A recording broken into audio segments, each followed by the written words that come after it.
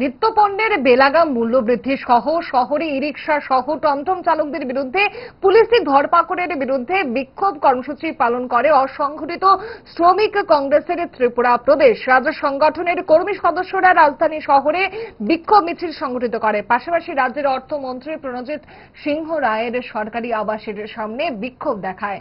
সংগঠনের অভিযোগ, নিত্যভোগ্য পণ্যের বেলাগাম মূল্য বৃদ্ধিতে নাভিশ্বাস উঠছে রাজ্যের সাধারণ মানুষের। এ নিয়ে সরকার নীরব। অপরদিকে ই-রিকশা শ্রমিকদের উপর পুলিশি ধরপাকড় বন্ধ করার দাবিও জানিয়েছে অসংগঠিত শ্রমিক কংগ্রেস। সংগঠনের এক কর্মকর্তা ক্ষোভ প্রকাশ করে জানান,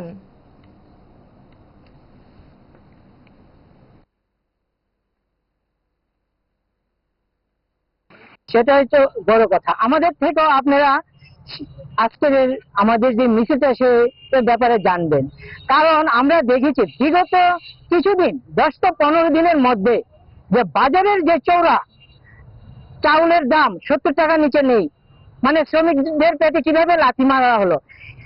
আপনার চিনির দাম 70 টাকা, পেঁয়াজের দাম 60 টাকা, সরষের তেল 220 টাকা, মুগ ডাল, মুসুরি ডাল, নিত্য প্রয়োজনীয় জিনিস বারংবার বেড়েই চলছে। তারপরে যে আমাদের যে অটো শ্রমিক বা অটো চালায় তাদেরকে এক্ষণে সেটা নিত্য প্রয়োজনীয় জিনিসের মতো তাদের উপরে অত্যাচার চলছে। একবার মন্ত্রী বলছে কালার করো, এই রোডে চলা, আবার ট্রাফিক পুলিশ তাদেরকে নিয়ে চলে যাচ্ছে ইয়েতে আপনার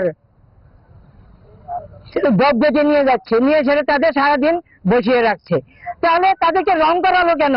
এটা তো কি রং করানোর কারণটা কি? যে 3 টাকাকে পয়সা দেওয়া না কি জানি না। আমরা মিটার বসালো, বাস মিটার বসানোর আগে ধুমধাম ধরছে, মিটার বসিয়ে থাকলো, বাজারে ছেড়ে দিল, শেষ। আর যাদের আপনার লাইসেন্স দিচ্ছে তাদের তো আই কার্ড দেখে তো দিচ্ছে না, আধার কার্ড দেখছে যে ঠিকানাটা কোথায়।